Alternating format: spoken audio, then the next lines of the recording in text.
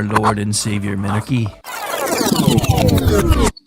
No, seriously, I'm just kidding. Hi, my name is Rick Robinson. I am the general manager of KLRNradio.com. We are probably the largest independent podcast network that you've never heard of. We have a little bit of everything, and by that, what I mean to tell you is we have news, pop culture, special events, conspiratainment, true crime, mental health shows, drama productions, and pretty much everything in between. So if you're looking for a new podcast home to grab a little bit of everything that you love all in one place, come check us out. You can find us on X under @KLRNradio. You can find us on our Rumble and our YouTube channels under the same names. You can also find us at KLRNradio.com and pretty much every podcast catcher known to man. So again, feel free to come check us out anytime you like at KLRNradio.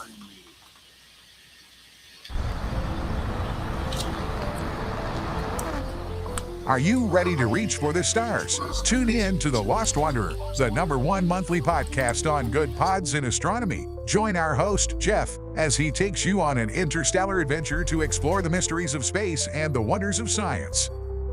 From rocket launches and distant galaxies to the latest discoveries in astronomy, each episode is a thrilling ride through the cosmos. Don't just gaze at the stars, come explore the universe with us. Follow The Lost Wanderer wherever you get your podcasts, and let's discover the stars together.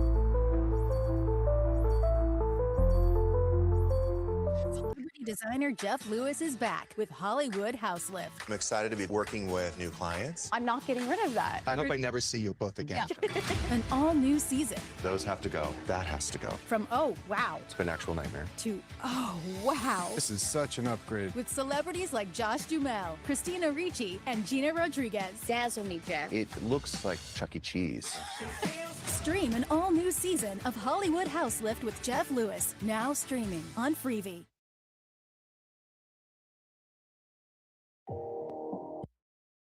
Hi, everyone. This is JJ, the co-founder of Good Pods.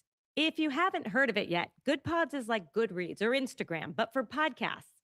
It's new, it's social, it's different, and it's growing really fast. There are more than 2 million podcasts, and we know that it is impossible to figure out what to listen to. On Good Pods, you follow your friends and podcasters to see what they like. That is the #1 way to discover new shows and episodes. You can find Good Pods on the web or download the app. Happy listening. KLRN Radio has advertising rates available. We have rates to fit almost any budget. Contact us at advertising@klrnradio.com.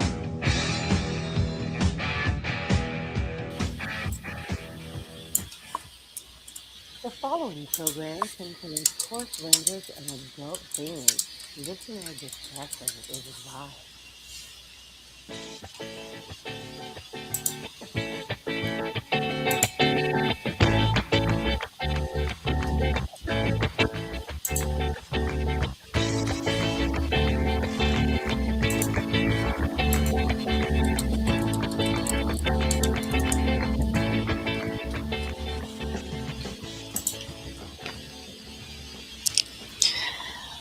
And welcome everyone to another episode of He Said, She Said. I am one of your hosts for this evening, Aggie, and with me is the very awesome Rowdy Rick. How are you doing tonight?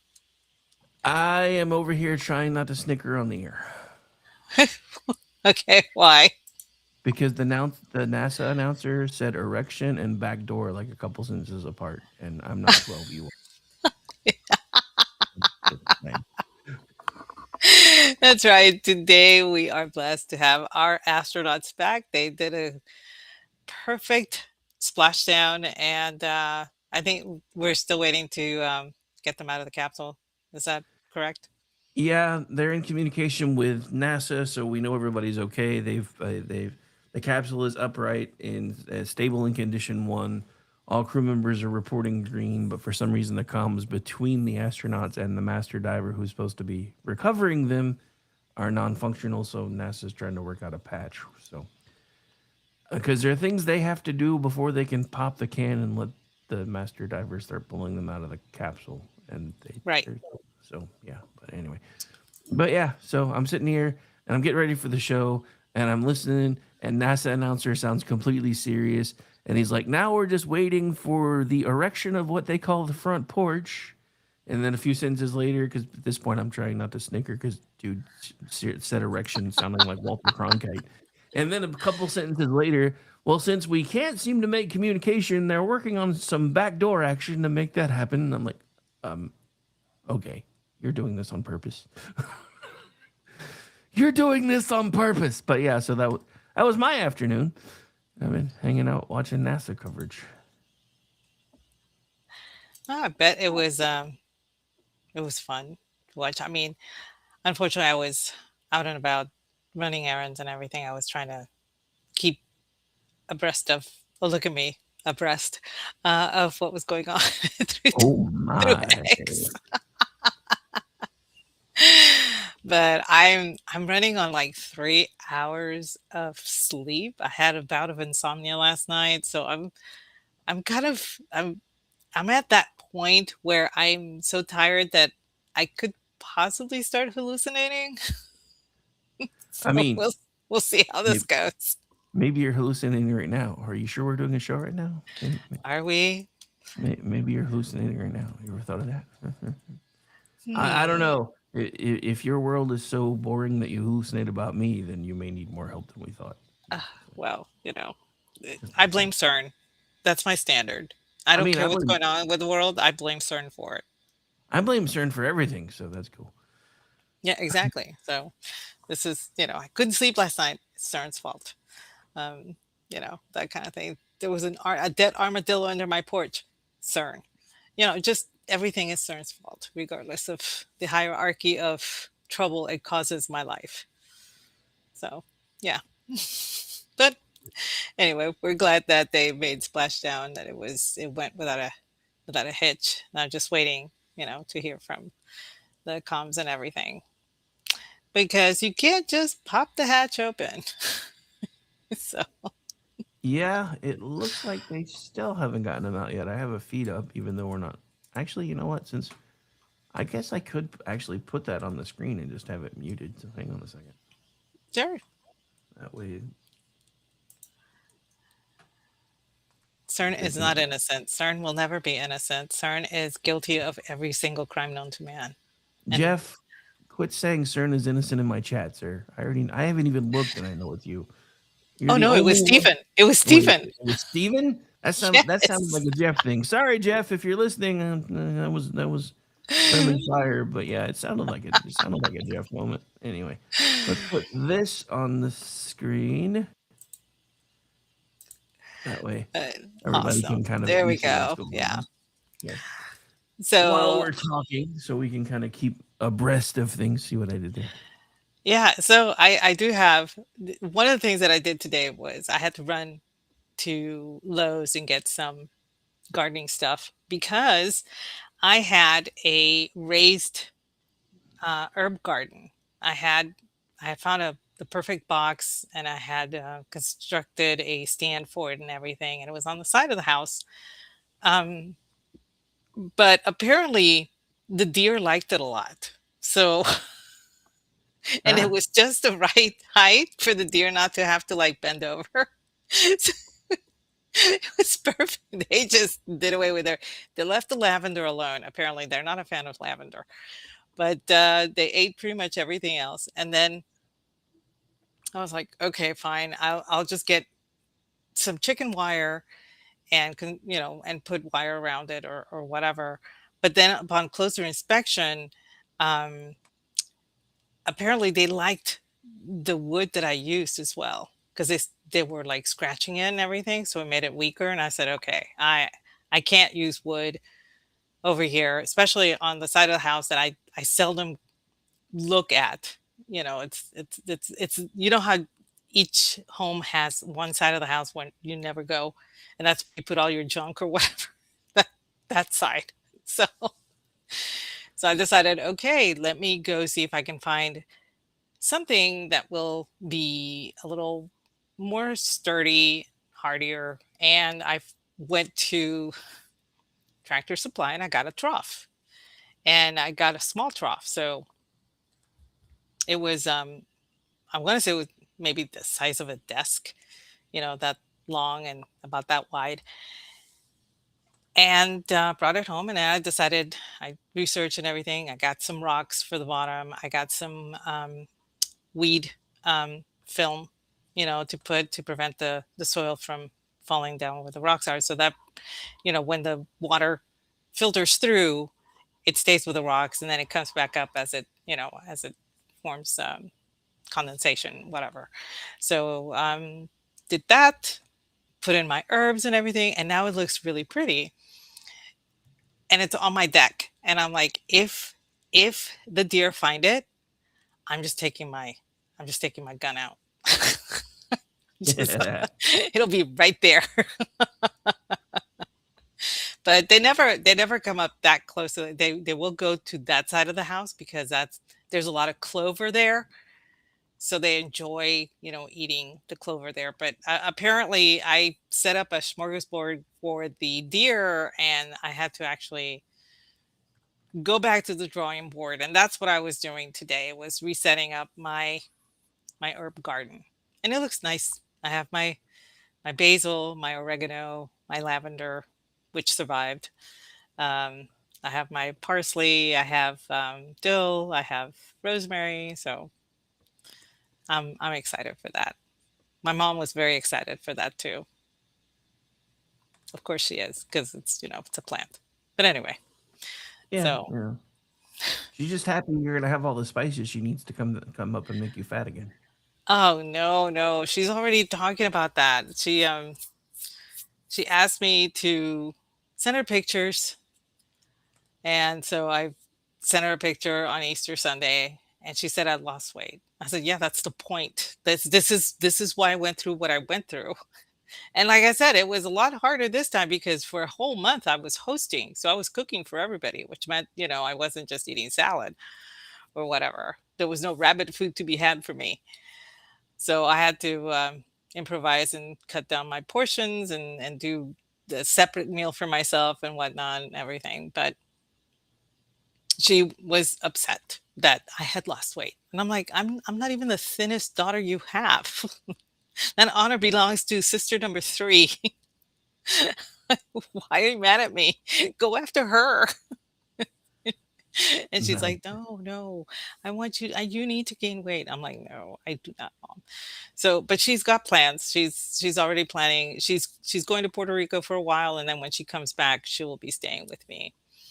Pray for me because I'm going to need the help I can get. Nice. So Yeah. just to keep everybody abreast of what we have on the screen, you have me saying this word a lot now. It's your fault, just so you know. Looks like they have successfully powered down the capsule, and they are about to send out the front porch raft, and the recovery crew is about to make the approach. So within a few minutes, we'll find out if we got Borg back or people. Just saying. I'm so excited. I mean, it has been decades since we've witnessed something like this. Yeah, I mean, it really has. I mean, and Jen and I talked about this last night. We're both young enough that we well, she's even younger than me, but I was born in '73, so we weren't really doing moon stuff much anymore by the time I was old enough to be paying attention to what was going on. And there was always this thing of, with all the sci-fi and everything else that we watched all the time, we were like, okay, so when are we going to get to do all this cool stuff? When are we going to start, having folks going out and mining asteroids and colonies on Mars and colonies on the moon and all these cool things that we see everywhere? And it's like, at one point, it's like everything just kind of stopped. And now all of a sudden it's like, okay, we're doing this again. And I'm happy to see it. I really am. Oh man, I'm just like, I'm it's how I always say everything old is new again. This is old becoming new again, you know. Yep. Um so this is, for me, it's so exciting. It hurts though because this is something my dad really wanted to witness for a very long time.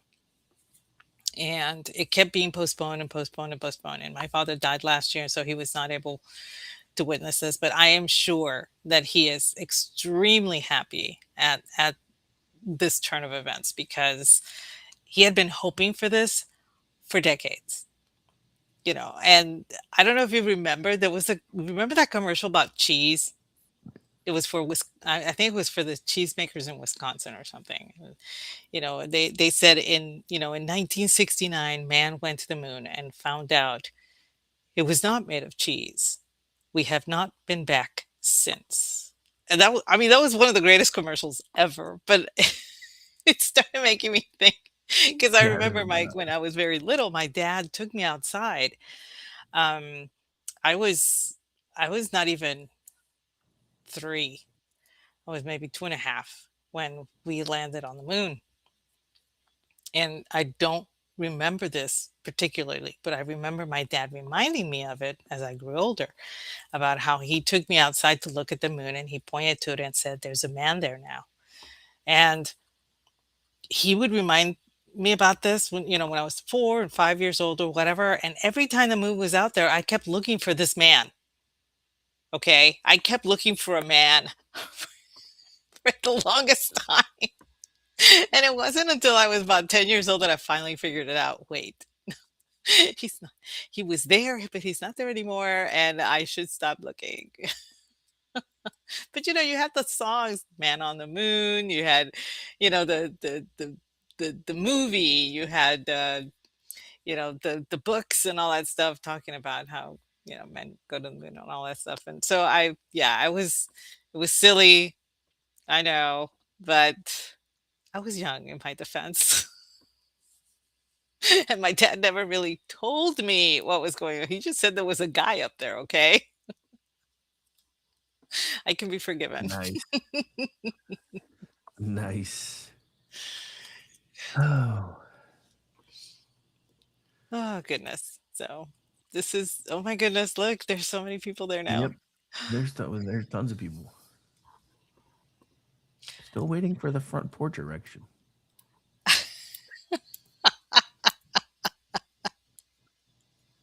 I'm just saying. They Uh, said it, not me. yeah, So it's they not said they're true. gonna erect the front porch. So I'm still waiting for the front porch erection. Oh man. Not my, it's not my fault, man. Not my fault. Anyway, well, while this is still going on. Yeah, so one of the you sent me a message asking what to talk about tonight, and this just popped into my head because I was lamenting the fact that I had watched Golden Girls the night before, and I still lament the fact that Betty White died so close to her 100th birthday. She didn't quite make it to 100, Yeah, right? that was sad. And we always said she must be protected at all costs, and that's something that we say about several celebrities every so often. And there are a few that we're like, oh, we must protect her or we must protect him at all costs. But then there are those that should not be ever protected for any reason and should be just thrown to the wolves. That's just my personal take. So that's what, I figured we could talk about that because Well, I thought it was a rather punny topic since we're talking about stars that should either be, completely destroyed or protected while we're returning from the stars. So I thought that was yeah, kind of I thought that's a that was good a bit of a tie-in. That's a good tie-in. I We'll thought go that with was that. I, I thought that was kind of a bit of a punny thing, which was like, you know what? We're talking about battling for the stars basically, so I can put this on the screen at the same time. It's okay. Plus that way anybody who's hanging out with us can still see what's going on. So, but yeah, I don't really have much of a list to think of because honestly, a lot of the folks that I would normally want to protect don't they're not alive anymore anyway. There are a couple that I was able to think of, but so I'm curious to see how much overlap we're gonna have. Yeah, I didn't So really make a list, but it was amazing to me how many more there are on the should not be protected than there are on the protected side. well, that's because the good ones are an endangered species, especially in Hollywood. I mean, that's just kind Yes. of a thing anymore. But Yes, they are. So yeah. So anyway, who wants to go first? you can go first. Okay, so in the needs to be protected at all costs, and he's young enough that hopefully we'll get to do it for a while. My first one, and these are in no particular order, is Keanu Reeves. Oh, Because, yeah, dude, definitely on my list too.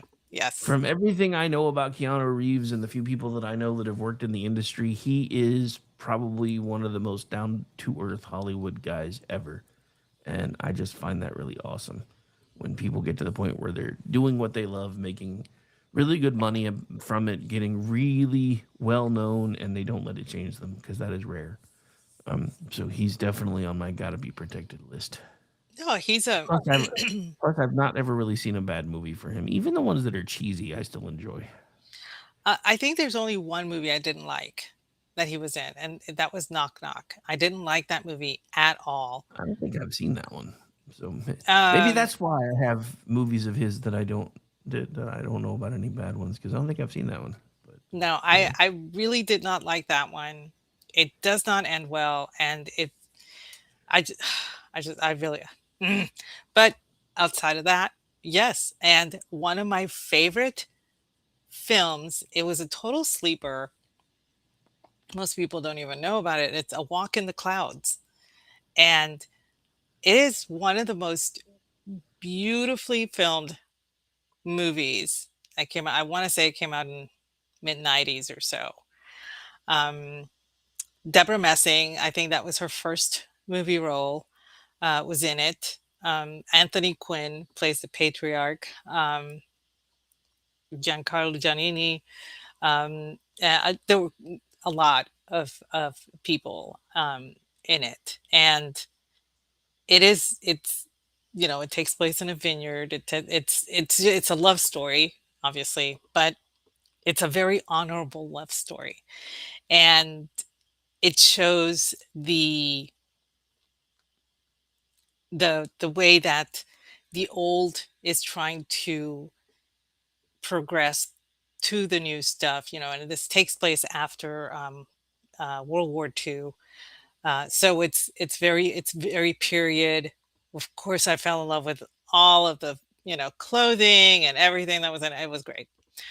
But a lot of people don't know about that movie, and it is one of my favorites. I will literally go out of my way to watch this movie over and over and over again. I can sing every single song in Spanish that they have in that movie. I can sing. It's fun. And I love it. But like he's not an Academy Award caliber type of actor. He is a consistent draw to any film. Any project that he signs on, it's going to make money. Why? Because people are going to go watch him. Why? Because they like him as a person, you know. So I mean, look what happened with John Wick. Everybody thought, "Oh, nothing," and then, "Oh, wait, Keanu's in it? What? What? What?" And that just, went. It was total fire. speaking of John Wick, did I ever tell you about the fan theory that ties The Matrix and John Wick together? No. So in fandom, theories, John Wick is actually Neo as an agent in The Matrix. Okay, I can see it. Well, and honestly, the funny thing is, it actually kind of makes sense because you see him pulling off like this impossible stuff where, if it wasn't a movie, dude would be dead like 14,000 times over. And you're like, so maybe there is something to that. Hmm. Okay, So, I can see it. I can see it. yeah. So, but yeah, definitely, he is one to be protected at all costs. I don't think anybody has ever said any unkind things about him at all. So, Yeah. No, none. totally agree. Definitely on my list. Must be protected at all costs. And it's so funny because, he's what? He's a couple years older than I am. Maybe he's in his early 60s, right? I think so. I thought we were around And the same age, but I think he may be a I little bit older than me. that is one of the funniest things because when John Wick came out, um, I watched it on a premium channel or something, and I was like, "This movie kicks ass. This is so cool," and everything. And my daughter was walking through the den, and she happened to look when you know Keanu Reeves was on, and she stops and says, "Oh my goodness, this movie's with Keanu Reeves." I said, "Yeah, you know him?" "Oh my goodness, he is so cute." And I looked at her, I was like, "You realize he's my age, right?" And she's like, "Oh, please don't ruin it for me."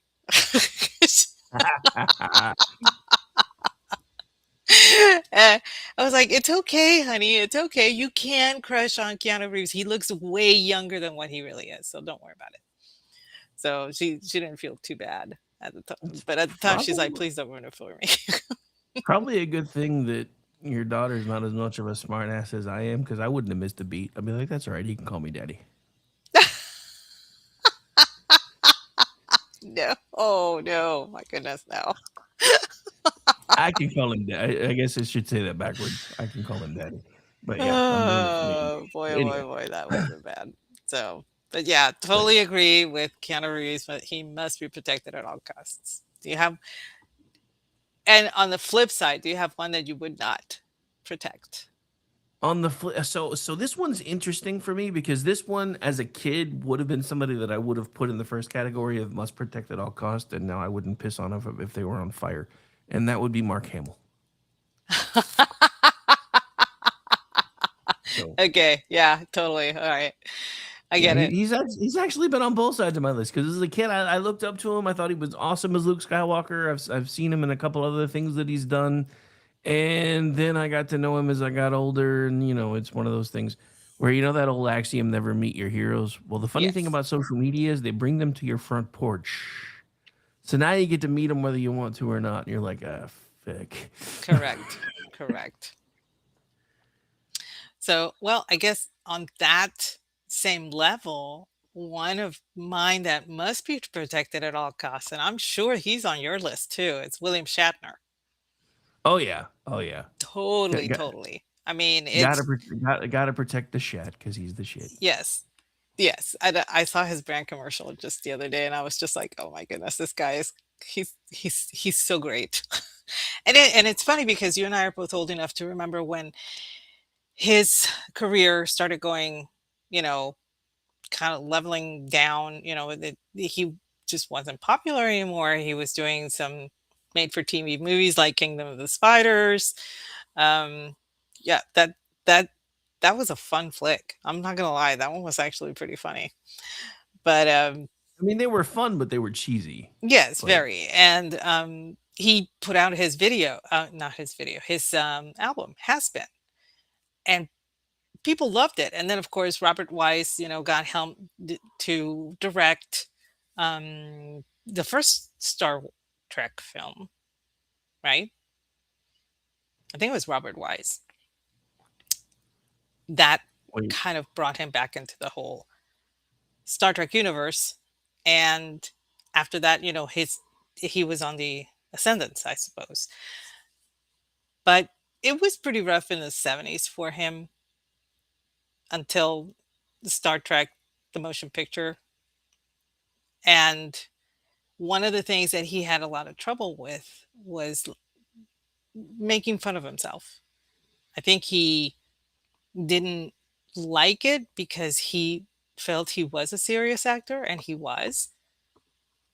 But then when he started embracing it, that's when his career started to really take off. I I think that might be an age thing though too, because I used to hate, you know, I have a very self-deprecating sense of humor now, and I didn't used to. I think part of it just becomes, at some point you just realize you don't really give a shit what anybody thinks anymore, and you're just gonna chill. And I think he's been there for a while, and I think part of it was because, what happened with Star Trek, because it basically he was able to revive it. It got 3 seasons. They thought they were going to get at least 5. They didn't, and then the movies came back, and so that kind of reasserted him with a little bit of popularity. And the next thing you know, which I find really interesting, dude had more time as a campy ass TV cop than he did as William Shatner or as Captain Kirk on the little screen. Because yes, he T.J. did. Hooker, which is arguably one of the worst cop shows of the early '80s, had 6 seasons. 6. Yes, How but is that even possible? what's her name? Heather, whatever her name is, was in it. Yeah, that Adrian was one of the Smed, reasons. Adrian um, Zemet was in it. I Zemed know. was in it. So There were people that people were tuning in to see, but I'm just like, everybody talks about how cheesy he was during Star Trek. He had the same talking style on that show too, and it didn't work for me as well. I've actually been rewatching it lately because it's on one of the apps that I have, and I'm like, you know what? I'll just turn it on while I'm sleeping. But the funny thing is, things that I never noticed about that show when I was a kid, like to avoid any type of, getting slammed for using actual police departments, it's supposed to be set in LA, but it's LA County Police Department, which is not a thing as far as I know, because all their patches say LCPD, and yeah, that's not a thing. I think, well, So there were a lot of TV shows did something similar, like Farscape. It wasn't NASA; it was something completely different, but you knew it was NASA that they were talking about. yeah, So it's just funny to me how many different things that people are like, oh, they'll get mad at us if we say that. I'm like, dude, if you're doing it, yeah, I don't know, but yeah, and it's funny because I actually looked it up because I was like, well, maybe it's some other little town in California or something that I've never heard of. LA So County. I googled, it, and I was like, no, it's actually supposed to be set in LAPD, but to avoid any lawsuit issues or anything else, they actually set it in basically a fictitious version of LA, and they're the LA County Police Department. I'm like, that's not how any of this is supposed to work. But whatever. That's not the way it works. A county police department is literally the sheriff's office, isn't it? Usually, yes, which is why I thought it was funny. But Okay. So I guess on the flip side of that, if I had to, hmm, I would have to say not not to save George Takei. I'm I'm good with that. oh my, I know. I That's harsh, but no, he's earned it. He's a dick. he did. He did. I do not apologize for it. I said what I said. I stand by what I said. I will die on that hill. Okay. Yeah, I mean, he's another one that as a kid I would have had him on the other side of the list. But as I Well, got older, yeah, the thing he's is, I put himself watch, in the other one. the episodes that he was in for Twilight Zone. I watched him in, he had, I want to say two or three episodes on Murder She Wrote. And this was a man that actually, at least one of the characters, he lampooned himself as, being Japanese. So he had the accent, he spoke with that very heavy accent and was not doing Japanese culture any favors when he was doing that. And this was back in the 80s, late 80s. So there was really no reason to have that type of characterization in a movie or anything, but they still did it. And the fact that he did it anyway kind of rubbed me the wrong way. But then again, this was back when we didn't take any offense over anything, and now everybody does, especially Yeah. him, and he's the one that did it. So whatever. But yeah, that would be the Well, one that's like I would pick. who was it? Fucking Peter Dinklage that was like, yeah, no, you can't, you shouldn't bring in short people to play dwarves. That's rude, dude. That's the only Yeah, reason he anybody closed knows. the door after he, walked through it. I'm like, and That's the only pulled the reason anybody knows who you are. You crawled through the fucking dwarf door and then shut it, bastard. that was that was egregious because I'm sure you remember. What was the name of the movie? Was it Over the Rainbow or Under the Rainbow? I think it was Under the Rainbow with Carrie I think it was Fisher. under. Yeah, with Carrie Fisher, about the having to cast so many little people for the Wizard of Oz. It was, and if y'all have not seen that movie, it's actually really, really cool. But this is something that Hollywood has always had on reserve. There is always a need for certain types, certain stereotypes, certain types of people. And that's where you go to the casting director. They will have all of these files and photographs of people that will fit that particular persona. And all of that has gone to hell lately because now people are saying, well, you can't portray a trans unless you're trans. And I'm like, well, wait, it's acting. you know, they went after one of one of the people I want to protect at all costs because he portrayed somebody who was large and he was not as large. So, it has gotten ridiculous. But anyway, Well, yeah, but the whole thing with Dinklage is you would figure that would be the other way around. You figure he'd be pissed off because they were bringing in tall people to play short people. But right? no, for him, it's like, no, that's insulting. No, it's not.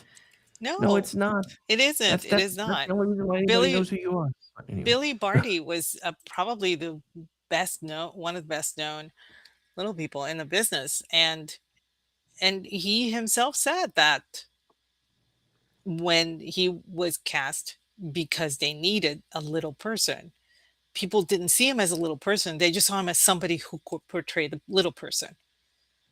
And there's a distinction there because he was regarded as an actor first. It just so Yeah. happened that he was this stature and that's what they needed. But Dinklage just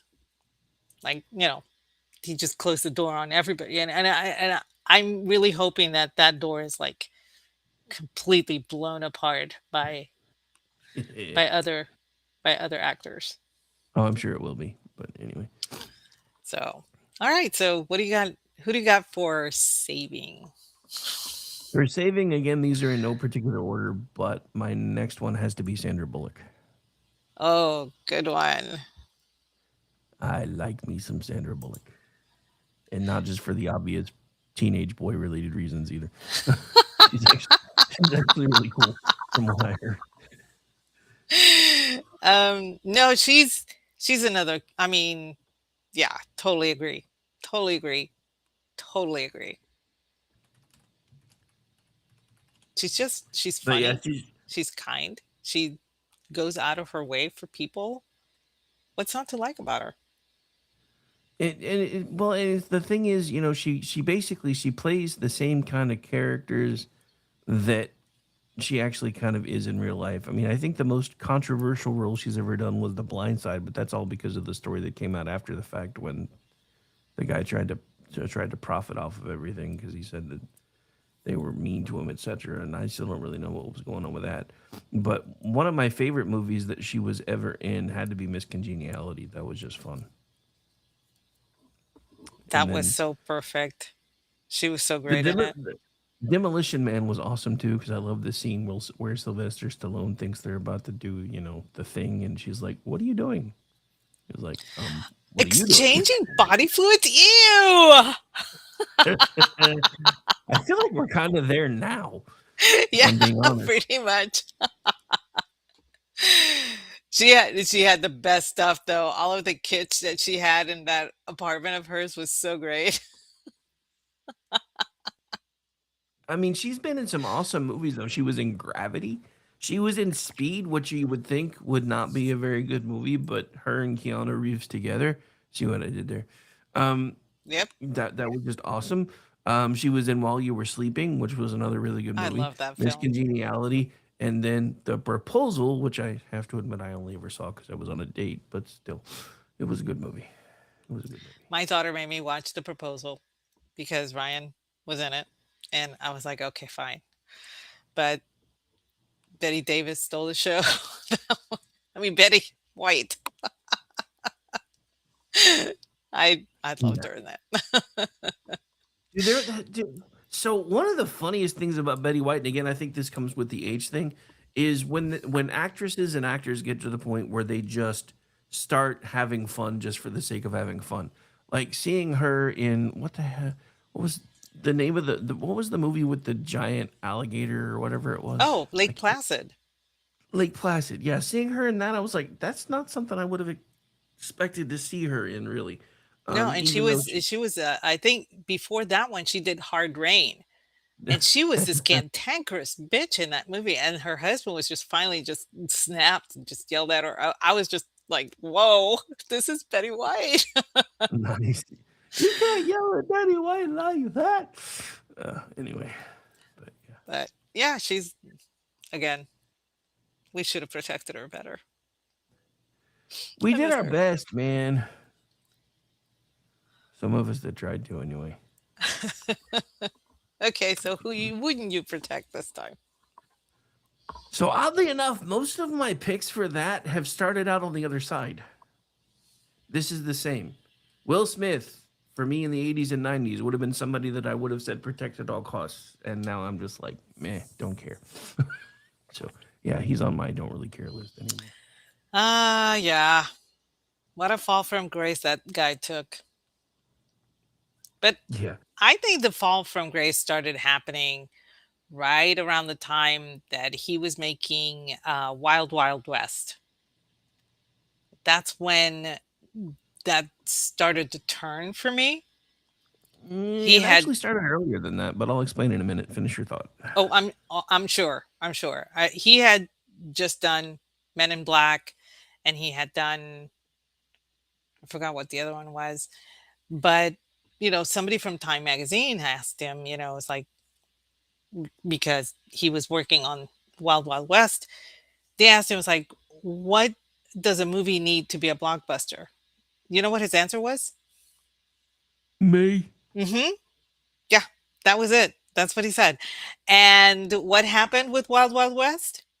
Was it a blockbuster? No, it was not. No, it was. Even though it had Kenneth Branagh in it, and what's his name, Kevin Kline. Yeah. It did not do well. It did not translate the way it should have. And I think, in my opinion, Will Smith was miscast for that role. Yeah. Actually, I guess you're right. I guess Wild Wild West was first, but the one that stuck out for me, and I didn't find out about this until years later, was iRobot, because I was doing a rewatch of that a few months ago, and somehow and it's because he's not even listed, but I never knew that it was Alan Tudyk that did the name for Sonny. Yes. And during the pre-screenings, he was testing higher for the audience than Will Smith, so Will Smith demanded they remove his name credit. Everybody liked Sonny better than Will Smith's character. Even removing Alan Tudyk from the credits did not diminish Sonny. And there were, I remember a friend of mine who works in merchandising for big films and stuff like that. One of the things they wanted to put out was a Barbie type of doll that was Sonny.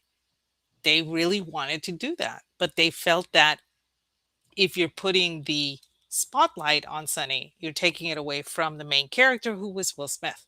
So they actually scratched that off. That And just that's seems too crazy bad. to It would me. have made them a lot of money. That just seems crazy to me because look, this is my thing. So if I were Will Smith, or if I was Will Smith's agent, and I found out that, hey, they're thinking about putting this doll out that's tied to the movie, but it doesn't have your face on it, but I've negotiated like 2% of the cut for you, I'd have been like, I'm down. Let's do that. I Yeah. don't care. Yeah. It's making me money. My name's still in there. Everybody knows who I am. I'm good with that. But yeah, it just astounded me because, like I said, that was something that I didn't even recognize. Like, because the only thing I ever really remember seeing Alan Tudyk in before Resident Alien was Firefly, and I didn't realize it was because for the longest time he was like prolifically doing voiceover work. Oh, And he yes. was in so many things that I watched with my kids, and I never realized it was him until I was looking through stuff a few months ago, and I'm like, wait, he was in that? He was in that too? He was in Oh, that too? yes. Holy crap. Yes. Oh, Like- and like- don't forget, he was actually in a film with Sandra Bullock. 28 Days. You're right, 28 days. I forgot Mhm. about that. Yes, Oh, I yeah. mean, he's done. Who can forget A Knight's Tale? Oh my word, he was so adorable in there. He had red hair, and I was in love with this guy. Yeah, But Aggie has a thing for redheads. So I think same. Tudyk I is think my just I think my ex might have killed that for me, but same. Same. no, Tudyk as an actor, he is fantastic. As a voice actor, he's incredible. He has so many voices. And somebody compared him to, almost being like Mel Blanc. And he said, I am nowhere near that league, but he enjoys making these voices so much. And this is something that voice actors will tell you. You're actually acting in that booth. You're not sitting down just saying these words. You're acting the whole thing out as you're saying these things. And that actually improves the quality, the tone, the delivery, and all that stuff. Which is why when sometimes you're looking at the making of and whatever, and you see the actor, and actually they're doing stuff in the booth. That's part of the voice as well. That it's kind of a necessity. And sometimes watching Alan Tudyk doing this, it's more entertaining than actually watching the movie itself. Oh, and Nice. don't forget Tucker and Dale versus Evil. Ooh, I did forget about that one. Oh no, that was primo. And of course he was he did a cameo in I'm one not Daredevil. The one with Ryan Reynolds. Uh oh, I know it. Deadpool. Shit. Deadpool 2. Deadpool. I don't know why I couldn't think of that, but yeah, wasn't it? I think it was the second one. You're right. Yeah, it was the second one, and he's at the truck, and Cable steals the truck. So yeah, that was him. I mean, he does, and he will do these. He will do these random cameos, not you know. And at first, when he first started doing them, most people would not catch on. Now people are just looking for them because they know that. Oh, they heard he's got a cam. Oh, we got to look for him, and sometimes that takes away from the film because you're so busy looking for Alan Well, Tudyk. like for me, and I didn't even know he was in it, but the brightest spot for me in the entire new Superman movie was finding out that he played the voice of one of the that he was the voice of one of the robots. And there was a scene that he improved, and it stopped the entire production for like 30 minutes because nobody could stop laughing about it. Because there's a scene where, and I think he was robot number 4 or something. And there was a scene where he'd been injured or something or damaged, and he's like, I hope someday you give me a name. And he's like, and Superman's, well, like, number 4 is a name. He's like, Gary is also a name. And everybody just lost it. Because it wasn't part of the script, and everybody just went nuts, and it took like 30 minutes to get everybody calmed down well enough to start shooting again. But yeah, just the little bit that he did for the robot made that entire movie for me because the rest of it was just so chaotic and so weird. And it's another one like Fantastic Four, the newest one, that was really, really good as far as the aesthetics and how it looked, and it looked like it was part of a comic book world, and the story was just meh. And I hate that because that is so Hollywood now. They have gotten so to the point where they put everything into the aesthetic and nothing into the script for so many things now. And I'm like, we're finally getting the worlds that we wanted when I was a kid, when you had Christopher Reeves playing a very awesome Superman, but it was kind of a real world Superman, and it didn't feel like he was part of a comic book world or anything. But the stories were awesome, except for that one with Richard Pryor, which they should have Oh, never no, no, done. no, I have to disagree. The one with I Richard didn't. Pryor was hilarious. It was I didn't. Well, I stupid. didn't. I didn't like that one or 4. Oh no, four sucked. Not even what was her name? Was it Mariel or Margot Hemingway? One of the Hemingway. Hemingway. Which one? Mariel? Yeah, I think it was Mariel. I Yeah, think, not even she could save it. But but number 3, my dad loved that movie so much because he was such a fan of Richard Pryor. And the only thing I ever needed to say to my dad was, I don't believe man can fly. And my dad would lose it. Immediately lose it. Just, I mean, without any explanation. And of course, nobody else would get it but me and my dad. So we had that going. My dad and I have a few things like that, and it's funny because I always used to do that in front of my brother. We'd say one of the things that only we would get, and my brother just kind of roll his eyes. But So we can agree, Alan Tudyk, yes, must be saved. yes, Definitely. um, yeah, but yeah, I don't even think he. I don't think that was. Yeah, somehow we got on a Tudyk thing when I was talking about Will Smith. So, but yeah, he is on my list of to be saved, so that works Yeah, too. no, because he was Sonny, the robot, and Yeah. Will had him removed from the, and it was weird because we're watching iRobot, and my daughter is walking by, and again, she doesn't watch anything with us unless it's something that she wants to watch, and she'll pull me in. But normally she doesn't like science fiction, so she'll just walk right by. And Sunny is talking, and she stops and says, "Is that Alan Tudyk?" And I was like, "Holy crap, you're good." He's like, and she says, "No, it sounds like this other character from another cartoon." and and I said, "Yeah, it is, it is." And she's really good. She can spot it. That's one of her favorite actors, so she always goes looking, and she will watch everything that he's done except for Firefly. She won't watch that, and she will not watch Serenity because she knows how it ends. So, and she just So cannot deal with that. apparently if they can find a studio for it, they're bringing back Firefly as an animated series, which is kind of cool. I think so. I guess they're going to do it between the end of the show and the Serenity movie because the entire crew's still alive. Yeah, So, yeah. which is cool.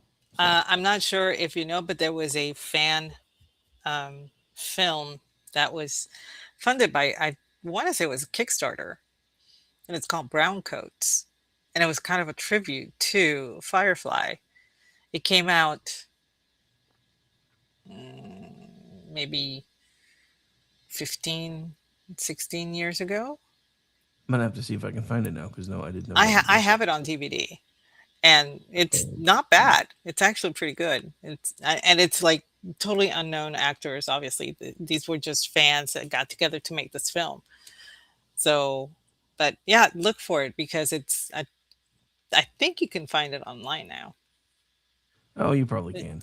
That's like yeah. today. I found something by accident that was absolutely amazing. There's a guy that has a YouTube channel. He's called I think it's just the Star Wars guy, but he's doing a bunch of fan fiction shorts that basically get rid of 7, 8, and 9 by opening episode 10 as if Luke was only dreaming, and he wakes up next to Mara Jade and explains all the stuff that should have been explained in the movie that would have the movies which would have made all the weird things like Ray almost instantly knowing how to use the Force almost understandable because the whole backstory that he's tying in. You remember when Luke got his hand cut off?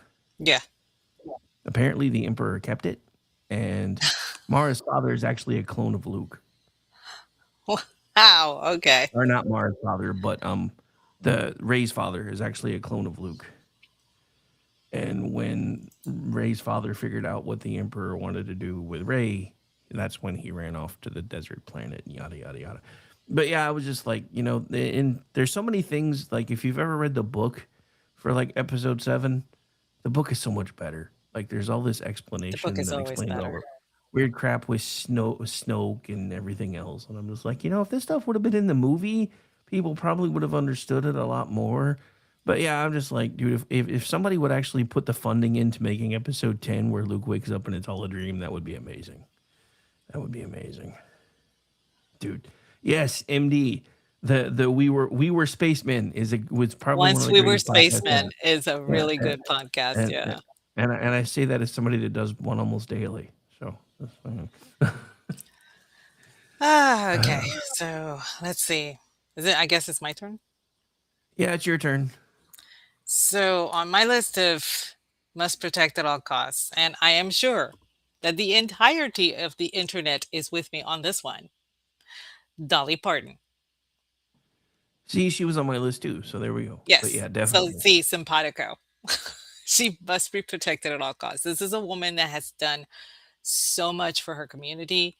She established that wonderful charity where you sign up your kid, and the kid will receive a book a month until the age of 5, so that when they start reading, they have a complete library. Actually, it's until their sixth birthday.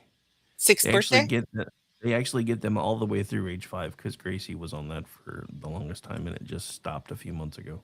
It's an amazing thing that she started. She has done so much for literacy, and this is a woman. I don't even know what her politics are. Honest to God, I really don't. I do know that her faith is strong, and she echoes it in everything that she does. I admire her for that. I had to go get her cookbook, y'all. I went out and got her cookbook. I don't even know if I'm going to be doing any of the recipe. I just had to have it. I had to have it because it was pink and she was on it, and it was just cute and adorable, and she was holding cake. I had to have that cookbook. So this is, for me, she must be protected at all costs. She is somebody that brings joy to everybody. Um she brings faith to everybody. She accepts people for what they are, what they contribute, and helps. Yeah, and when those people are contrary to what she feels is a good way of living, she will actually help them get back on that path. She's amazing. I remember somebody asked her, "Why didn't you have children?" And she said, "I had to make a choice. I had to make a choice. I My career was starting, my husband was my manager and all that stuff, and I had to make a choice. But you know what? I am the best aunt that my nephews and nieces have. I get to enjoy those children, and I get to enjoy everybody else's children.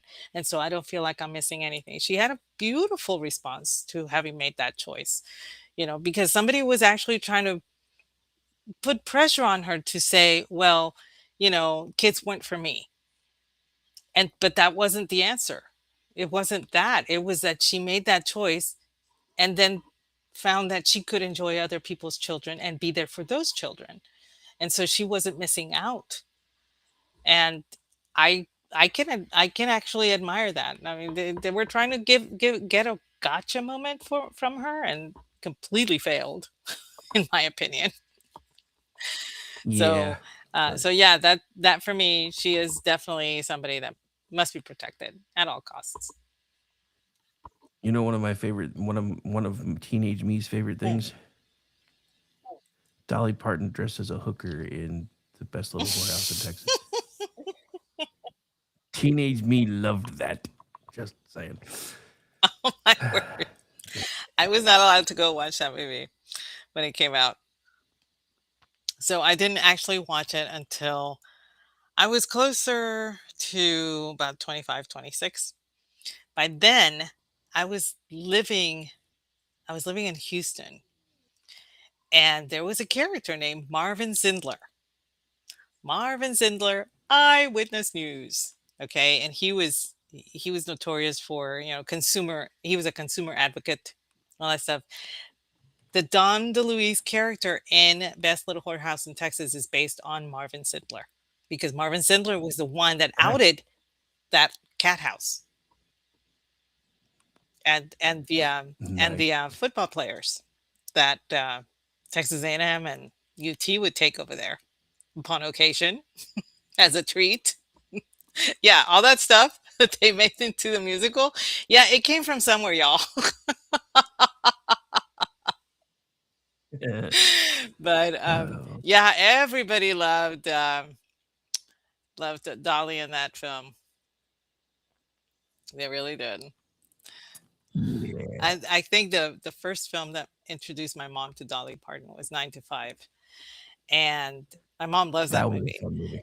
That was a fun Yeah, movie. she loves that movie, and I could watch it over and over again. I think that's the only Jane Fonda movie that I. Nope, nope. I've actually watched two. The other one was Barbarella. Don't judge me. And I mean, I watched Barbarella too, but I think I might have been watching it for different reasons. well, I didn't know what was going on. I didn't know what was going on. was too young. It came on HBO, and I thought, oh, it's science fiction. Cool. That's where I was at. Okay. So I I didn't know everything that was going on the first time I watched it. Years later, I watch it again and I'm like, oh my goodness. I can't believe I watched this when I was 12. Meanwhile, George Takei is sounding off in her head going, "Oh Oh my." my.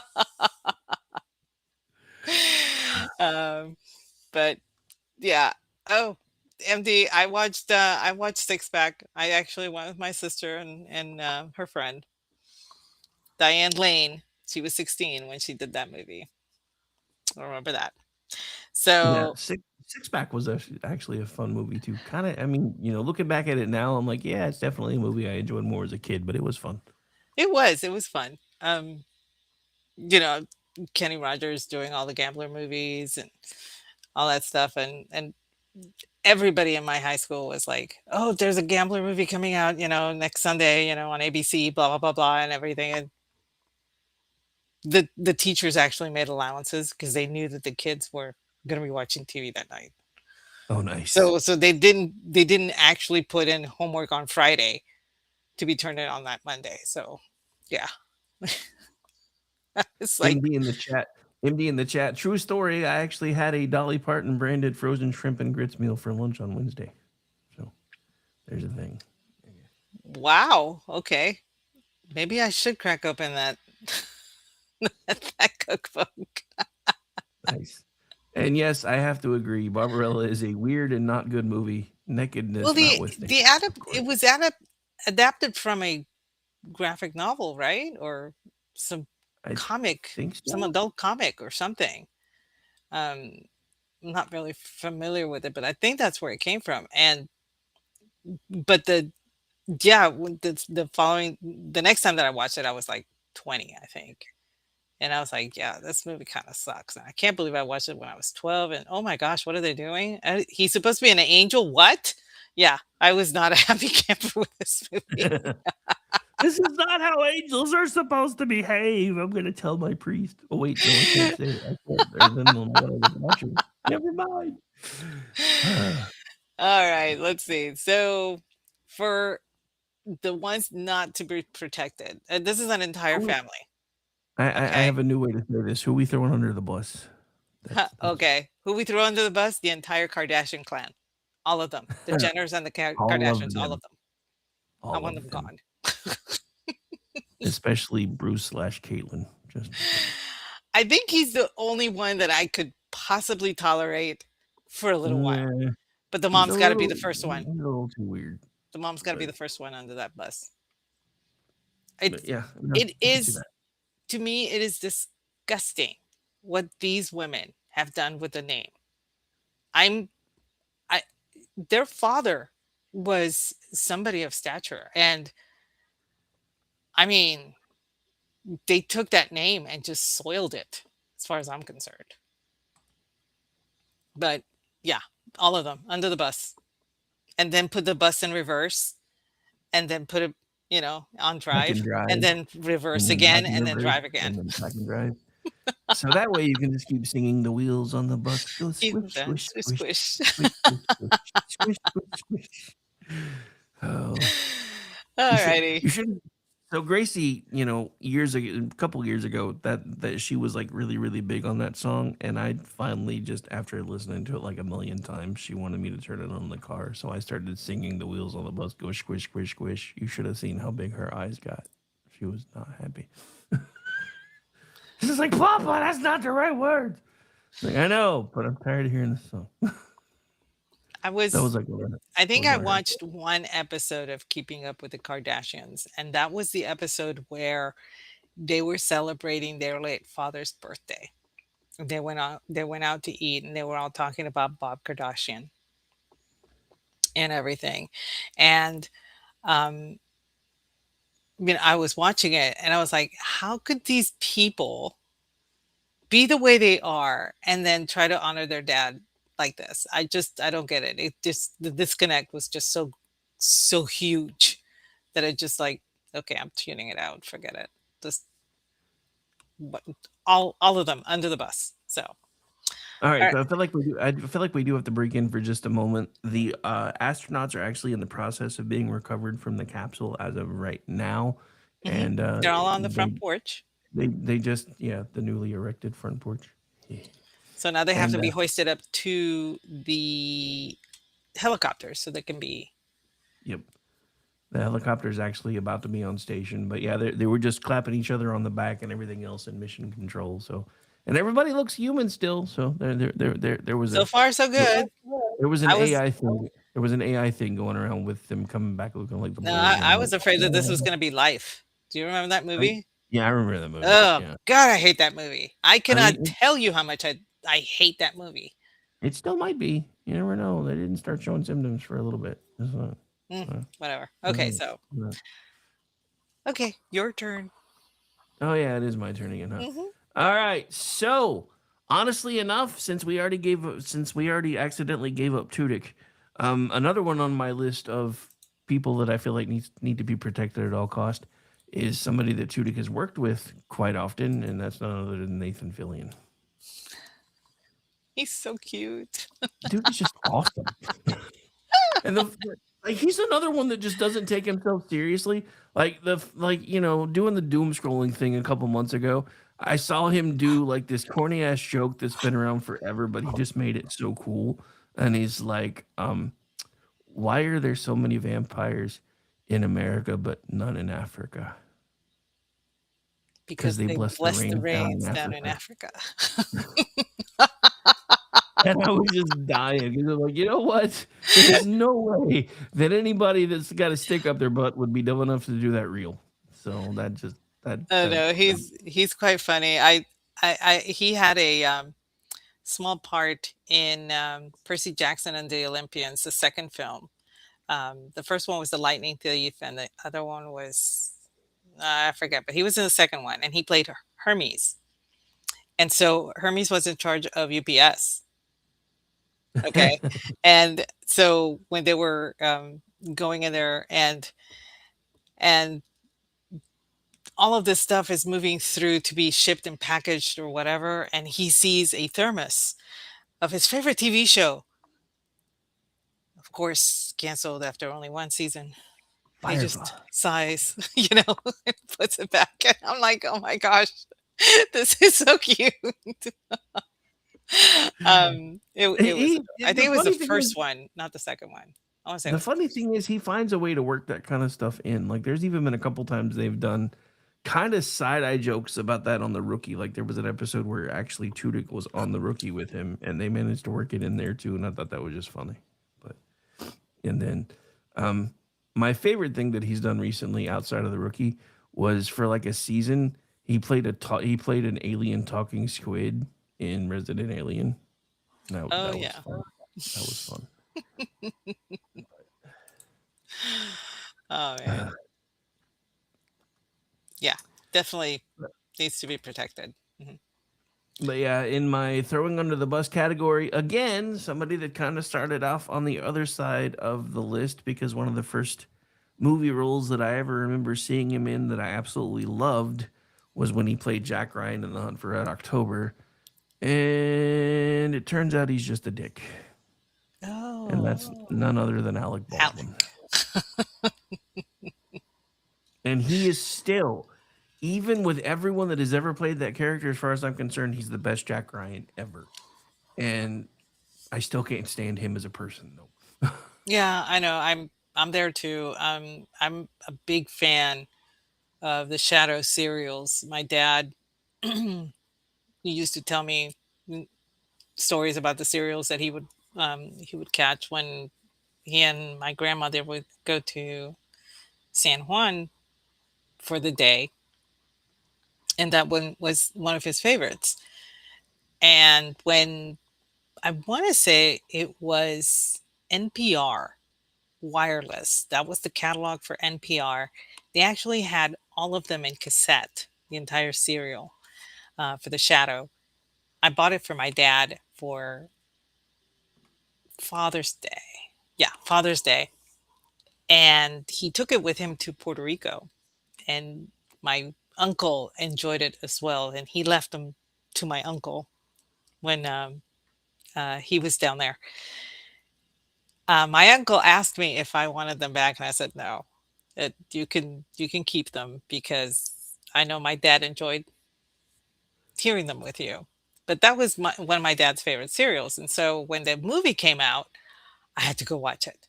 And his portrayal of Lamont was so good.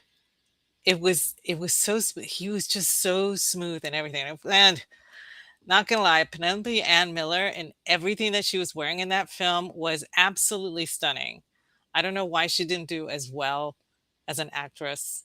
Her career didn't really take off that much. But in that film, if y'all have not seen The Shadow, watch it just for her. She is absolutely stunning. She's complete and total eye candy. And of course, there's Tim Curry's in it too. There's so many different people. Ian McKellen is in it. It Oh, was a nice. it was a fun film. It really was. And his portrayal of Lamont Crane was perfect. So that is, I think, one of the few times when I can actually suspend my dislike for this as a person and just enjoy the film because it was that much fun. It really was well done. It didn't do well in the box office, but it's a fun film if you haven't seen it.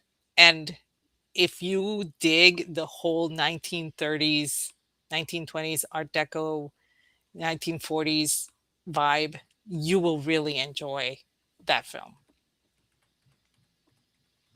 But You yeah, know, I totally under the I bus. have I have watched that before, but now I kind of want to watch it again. But yeah, No, I it could definitely see that. I can it definitely it, see it why that really came it from. really is. And I mean, I still want her entire wardrobe. I'm still trying to figure out how was it she wore this particular dress without it falling off of her because it was just completely backless and just barely hung on the very tips of her shoulders. But I mean, I'm telling you, just watch it for her and watch it for Tim Curry, and you'll have a lot of fun. So, but yeah, he totally under the bus, totally under the bus. Nice. Oh, All righty. So I guess for me, um, protected at all costs. I have a tie for this one, but I don't know. We might have time for both, so I'll just do one. Brendan Fraser. He must be protected at all costs. yeah, he's a good one. He's a good one. Especially knowing some of his backstory the way Yeah, that I do. yeah. He, I remember when School Ties came out. That movie it was more of a sleeper. You know, um, most people didn't go to see it at the theaters, but then it got very a popular wave when it came out on video and everything. But that was a really good film. Highly recommend. And of course, he did the Mummy films. I think he's coming back for the next one. And he did George of the Jungle. He did several movies in the 80s that were and 90s that were kind of questionable, but they were fun. They were a lot of fun. And I think was Dudley Do Right one of them? I think he was in that one. I think he did that one too. I think So one of my favorite younger ones that he was ever in was Encino Man. I love that. Encino Man. Encino Man was fantastic. And of course, I had to go watch it because I was an anthropology major, right? So I went to it and we had a ball. It was great. For some reason, some people don't like Polly Shore. Some people really do. I thought it was a great film, regardless, because of the chemistry between the two of them. It was really good. So yeah, Blast from the Past was an excellent film. Airheads, I think he did as well. All of these films he has, and then he did um, Gods and Monsters, also with Ian McKellen, about the life of James Whale, the director. And he really wanted to do that film because it was so well written, and he wanted to do something that was well written and people would not forget. And sure enough, it won an Academy Award for Best Screenplay, I believe, that year. And his role was not as big, obviously, as Ian McKellen's role, but it was, for him doing that movie, it was like he wanted to expand his acting chops, so to speak, and everything. And the fact that he took time off to actually have a family and do all these things, and now he's back. Everybody is just beyond thrilled that he's back, and his kids, they're all grown and they're like, our dad is back, that kind of thing. So yes, I definitely want to protect this guy. I Yeah. definitely want to protect this guy. On the under the bus one, this may be an unpopular take, but Stanley Tucci. I can kind of see that. I'm sorry, he has tried to make a brand of himself, and I just don't like it. I don't like it. This is something that we discussed on toxic masculinity, that I tried doing the Negroni, his Negroni, and it was awful. And I'm like, why are you doing this? The Negroni is an ISO. Okay, there are certain cocktails that are ISOs. There's a standard recipe for this particular cocktail that makes it definitive. Okay, that's an ISO. And so the Negroni is one. So he decides to, it starts with a gin and everything. And I'm like, what are you doing? And he says, well, I add gin because I like it. And I'm like, so it's not a Negroni. Why not call it something else? But he went viral with that Negroni thing, and then he went viral with this thing, and now he's just, and now he's in search of something, I don't know, food, and he believes that he is this master chef and everything. And I'm like, no, you're not. You're just trying to make a brand for yourself. You're trying to be a brand, and you have not done anything to earn being a brand at all whatsoever. So yeah, under the bus. You go under the bus. Speaking of George of the Jungle, one of the astronauts right now kind of gave me that vibe because they're being hoisted back up to the helicopter. And Oh all I could yes. think of is George of the Jungle. Watch out for that tree. So going back to Fillion for just a second, because this was a great point that MD made. One of my favorite Firefly references that he's ever done from another show was Castle. He comes out dressed as Mal, and his daughter looks at him like, "Weren't you just wearing that like a couple years ago? You want to do it? You want to do that again already?" I was like, "Oh, Oh, that's that was awesome. good. That was good. That was good." But yeah, so that was fun. All right, so for this one, I'm going to do things a little bit different. I'm going to see if you can figure out who my protect at all cost is, based on a couple of different quotes. And I'm going to start with what I hope is going to be a harder one first, and it's not very long either. But where's my super suit?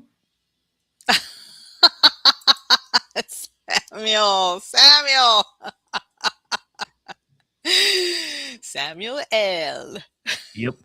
Gotta protect him. And I've kind of had a mixed bag with him, but I think my favorite thing was hearing how excited he was when the guys that were shooting Star Wars Episode 1 tried to keep getting him to come to London, and he had no idea why. And then they handed him a script, and he's like, "Wait, I get to be a motherfucking Jedi? Like, I seriously get to be a motherfucking Jedi?" And from that point, it's just like, seeing him, He was a kid. he was a kid again, and it changed my entire outlook for him. So that was just something that has always stuck with me, because I know that's exactly how I would have behaved if somebody would have come to me and said, "Hey, we want you in the next Star Trek movie, or we want you in the next Star Wars movie." I would have been flipping out just like he was, and it was just so cool to see. But yeah, that's another one why he's one of my gotta be protected at all costs. And again, have no clue what his politics are.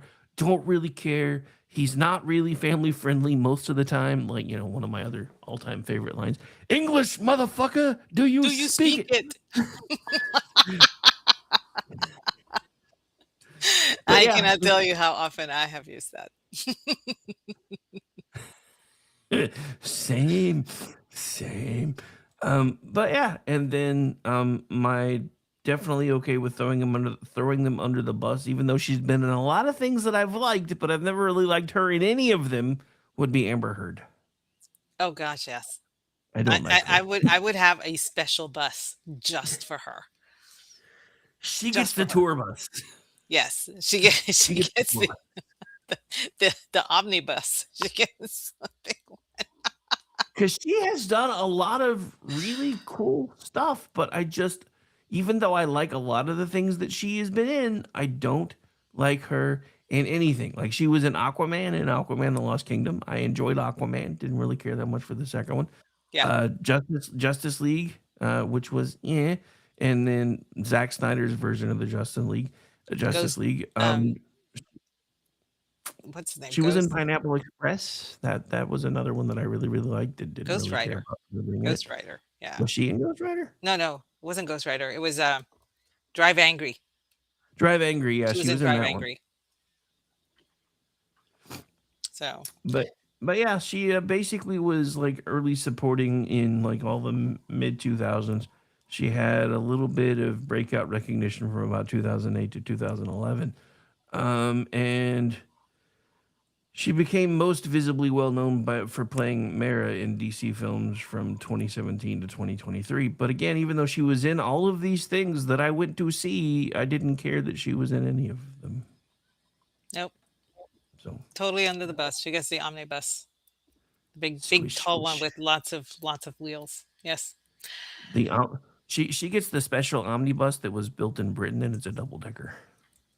Yes. Just saying.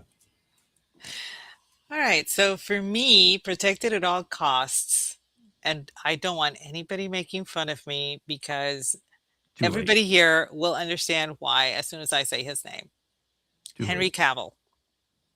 He must be protected at all Eh, costs. eh. I mean, it's your list. You can say what you want, but No, the guy is like a very humble individual. He is total geek. I mean, one of the funniest stories about him is that he almost missed a call about the casting for Superman because he was messing around with his PC or playing a video game or something. He is so devoted to the work that he is, working on that he wants to keep it faithful, and that is important to him because he realizes that that is very important to the fans. So for him, being faithful to the work, whatever is being interpreted on screen, is very important. And he is very, very much somebody who is very respectful of everybody that he works with to the point that he gets criticism for it. Witness what happened with the People magazine thing and how this girl says, "Oh, there's definitely a boundary, I'm not allowed to ask him anything, blah blah blah blah." Even though she respects it, people on the internet were like, "What a jerk he is that he doesn't let her ask questions." And I'm like, "No, no, no, that's not what's going on." That's like he's saying, "She's a teenager, I'm in my 40s. Anybody else doing this would be considered a pedophile, and I'm not doing that." So, I mean, for me, that I want to protect him at all costs because he is actually one of the good guys. By the same token, under the bus, I would have to put Ryan Reynolds. And I know I'm going to get a lot of heat for that. Ryan Reynolds, I get it. He's very funny. I have followed his career since he was doing The Outer Limits back in the 80s. Okay. I mean, he was a teenager then. So I have been watching him for a very long time. And he has had a really good career. My guess is he has a very successful marriage as well. He has a lot of kids, it's all great and everything, but it has become for him a question of a brand. And once you reach that point for me, you're taking the joy of that away. So yeah, he goes on the best for me. I can see that. I mean, you know, I was kind of ambivalent until the whole Mint Mobile thing, and then I heard about some of the stuff that they kind of do behind the scenes, and I'm like, he's got his Yeah. face all over that, and that's just kind of not cool. But yeah, anyway. But yeah, so I can kind of see that. But Yeah, it's just, the facade that he has out is one thing, but it doesn't translate to, behind the scenes. Whereas, for Henry Cavill, it really does. For Brendan Fraser, always, that there is that consistency. It it is not constant with Ryan Reynolds, and it's sad because I know that everybody enjoys his films. He's very funny. Um, he can be a really good serious actor, but I just, and yes, I still enjoy his films. Don't get me wrong. It's just that I don't go out of my way for him. I don't think that he is the type of person that I would want my kids to emulate, in his private life. So that kind of thing. So anyway, no, all right. like I said, I can see that. But Well, we're almost at the top of the hour, and I think we are. have the quest for Questeros or whatever. I can never pronounce it, Jeff. I'm sorry. The Curse of Stephanoros. Stephanoris. Or as I call it, the Curse of Snuffleupagus, which happens every Sunday on Meet the Press. Okay. Anyway, well, I guess we better wind up. So, Rick, why don't you tell us where we can find you? Don't look for me; it's a trap. It is not. You won't be able to find me tomorrow because I'm off, but I'll be back Sunday night with Kingdom and Country at 10 p.m. Eastern, and then because BZ has launched a new paranormal show, I think we're going to do a crossover Sunday night at 11. So I think I'm going to go hang out over there, and I'm going to see if I can get anybody else that hangs out on Jux to see if they want to come with me. And then Monday night back with America Off the Rails. For everything else, just check the schedule because I'm all over the place and I'm always working somewhere. You can find me at RowdyRick73 on X and Facebook and YouTube. You can find the network at KLR Radio on Facebook, X, YouTube, and on Rumble. We are America's Podcast Network because for some reason Rumble didn't like KLR and Radio. And other than that, I contribute to Twitchy.com, MisfitsPolitics.com, LoftusParty.com, and I produce the Loftus Party podcast, which drops on Tuesdays. But that's pretty much it for now. I think there may be Misfits Mischief coming up next, too. So you might get to do little Curse of Stephanoros along with that. I don't really know for sure because I know Jen said maybe. So I guess we'll see. But where can folks find you, ma'am? What do you got for us? At Aggie the Barkeep. This Monday, Jeff and I will be reviewing our book from last week on Spirited Books at 8:30 p.m. Eastern. Then the Cocktail Lounge on Tuesday at 8:30 p.m. Eastern as well. That's Aggie time with Brad Slager. And Wednesday, you can find me guest and on Inquiry at 7 p.m. Eastern. And Friday, again, back here again. He said, she said, with you at 8:30 p.m. Eastern. Wow. Okay, I'm done. Are you sure? I think so. Your list is getting about as long as mine and Amish's. Just saying. Good night, everybody. Enjoy the rest of your Friday, folks. Thanks for hanging out with us. Curse of Stephanoros coming up next. Will team leader or do you get the rest of the party killed tonight? Got to tune in to find out. Bye, guys.